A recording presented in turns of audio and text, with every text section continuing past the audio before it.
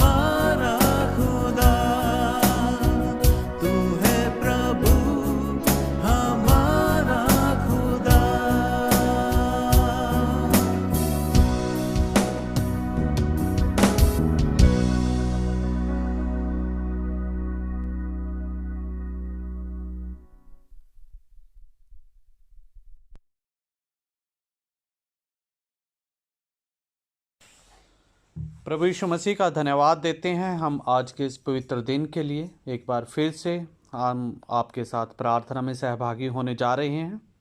तो आइए हम आज की आराधना के लिए प्रभु यीशु मसीह की महिमा करते हुए अपने हृदयों को आज के गीत के लिए तैयार करें और प्रभु को हम महिमा देते हुए एक गीत को आराधना के तौर पर गाते हुए इसको महिमा करें। हम अपनी आँखों को बंद करें और स्मरण करें प्रभु के उस प्यार को जो प्रभु यीशु मसीह ने हमारे जीवन में अपने अनुग्रह से दिया। तो उस अनुग्रह को हम स्मरण करते हुए प्रभु यीशु मसीह को धन्यवाद दें। आइए हम एक गीत गाते हुए प्रभु यीशु मसीह की स्तुति महिमा करें।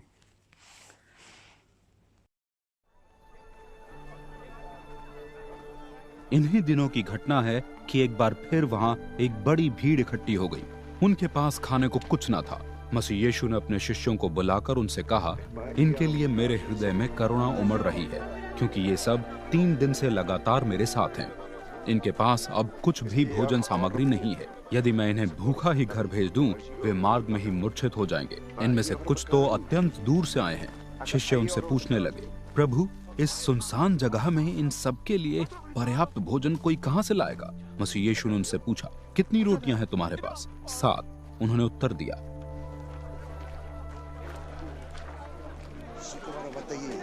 मसीह यीशु ने भीड़ को भूमि पर बैठ जाने की आज्ञा दी। फिर 7 रोटियां ली, उनके लिए धन्यवाद प्रकट कर उन्हें तोड़ा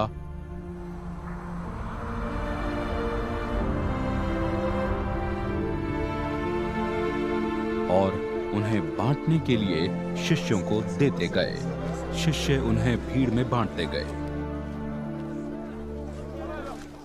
उनके पास कुछ छोटी मछलियां भी थी। उन पर धन्यवाद करते हुए मसीह यीशु ने उन्हें भी बांटने की आज्ञा दी।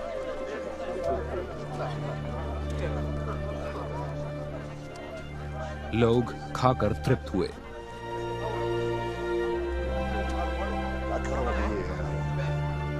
उन्होंने तोड़ी हुई रोटियों के शेष टुकड़ों को इकट्ठा कर 7 बड़े टोकरे भर लिए। इस भीड़ में लगभग 4000 लोग थे। तब मसीह यीशु ने उन्हें विदा किया। इसके बाद मसीह यीशु बिना देर किए अपने शिष्यों के साथ नाव पर सवार होकर दालमनूथा क्षेत्र में आ गए। फरीसियों ने आकर उनसे विवाद प्रारंभ कर दिया।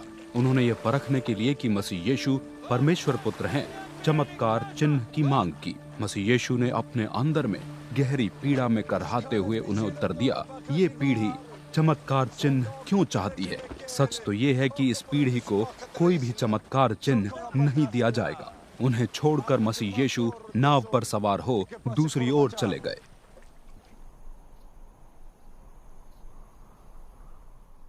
शिष्य अपने साथ भोजन रखना भूल गए थे। उनके पास नाव में मात्र 1 रोटी थी। मसीह यीशु ने शिष्यों को चेतावनी देते हुए कहा, फरीसियों के खमीर से तथा हेरोदेस के खमीर से सावधान रहना। इस पर वे आपस में विचार विमर्श करने लगे। वो ये इसलिए कह रहे हैं कि हमने अपने साथ रोटियां नहीं रखी। उनकी स्थिति समझते हुए मसीह यीशु ने उनसे कहा, रोटी के ना होने के विषय में वाद विवाद क्यों किए जा रहे हो? क्या अब भी तुम्हें कुछ समझ नहीं आ रहा? क्या तुम्हारा हृदय कठोर हो गया है? आंखें होते हुए भी तुम्हें कुछ दिखाई नहीं दे रहा और कानों के होते हुए भी तुम कुछ सुन नहीं पा रहे? तुम्हें कुछ भी याद नहीं रहा? जब मैंने 5000 व्यक्तियों के लिए 5 रोटियां परोसी, तो तुमने रोटी से भरे कितने टोकरे इकट्ठा किए थे? 12, उन्होंने उत्तर दिया। जब मैंने 4000 के लिए 7 रोटियां परोसी, तब तुमने रोटी से भरे कितने टोकरे इकट्ठा किए थे? 7, उन्होंने उत्तर दिया। तब मसीह यीशु ने उनसे पूछा, क्या अब भी तुम्हारी समझ में नहीं आया?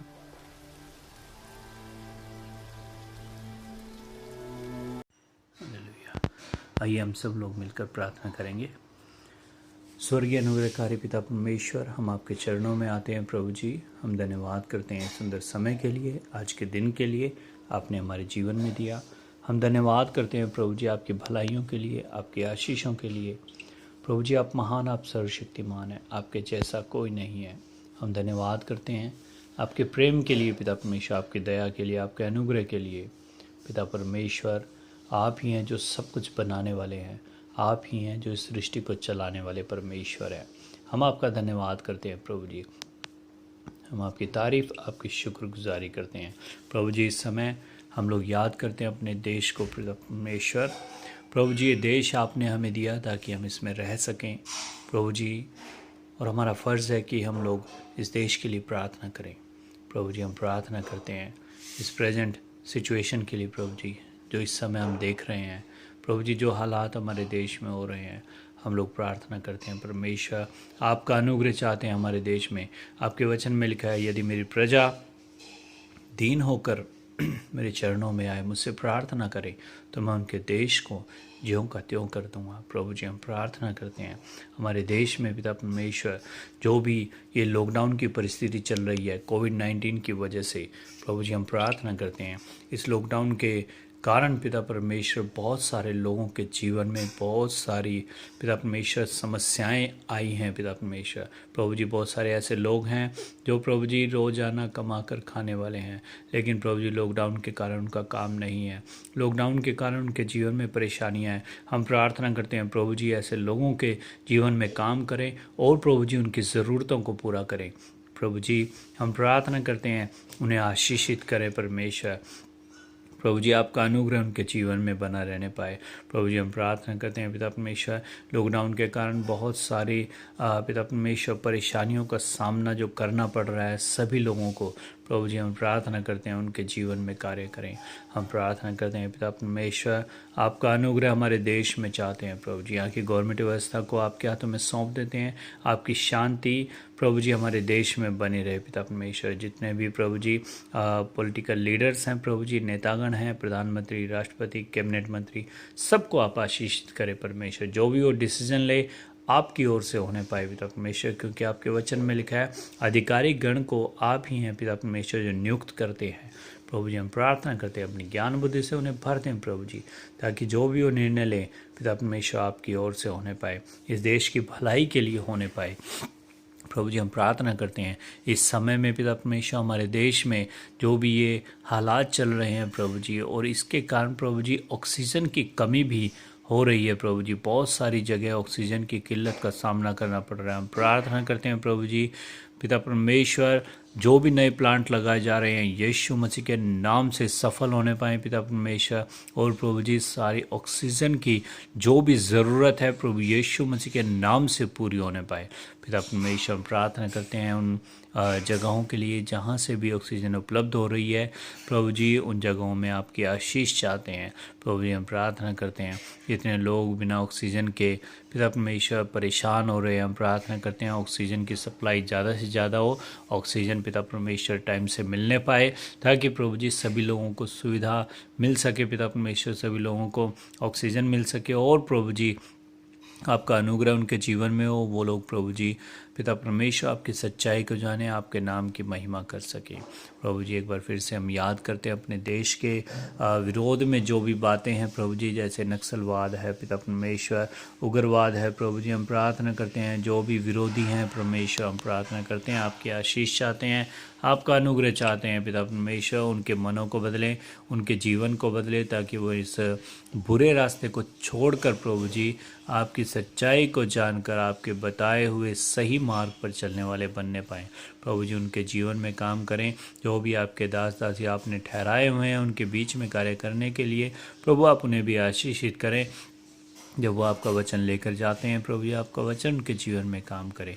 हम प्रार्थना करते हैं प्रभु जी ऐसे लोगों के जीवन को प्रभु जी आप बदल दें, हमारे देश की सुरक्षा करें पिता परमेश्वर। हम प्रार्थना करते हैं प्रभु जी आपका अनुग्रह हमारे देश में होने पाए पिता परमेश्वर। प्रभु जी हम प्रार्थना करते हैं जहाँ कहीं पर भी पिता परमेश्वर लड़ाई झगड़े की बातें हैं प्रभु जी, हम प्रार्थना करते हैं ये सारी बातें ख़त्म होने पाए यीशु मसीह के नाम से प्रभु जी। हमारे देश में आपके नाम को महिमा मिले, जगह जगह पर प्रभु जी आपकी इच्छा पूरी होने पाए पिता परमेश्वर। प्रार्थना करते हैं प्रभु जी पिता, हमारे देश को एक बार फिर से आपके हाथों में सौंप देते हैं। आप नियंत्रण ले, आपकी आशीष हमारे देश पर चाहते हैं, आपका अनुग्रह हमारे देश में चाहते हैं। हम धन्यवाद करते हैं प्रभु जी सारी बातों के लिए। हम धन्यवाद करते हैं आपने हमारी प्रार्थना को सुना। हम सारा आदर, सारी महिमा आपके नाम को देते हुए प्रार्थना उद्धार करता प्रभु यीशु मसीह के नाम से मांगते हैं। आमीन, आमीन।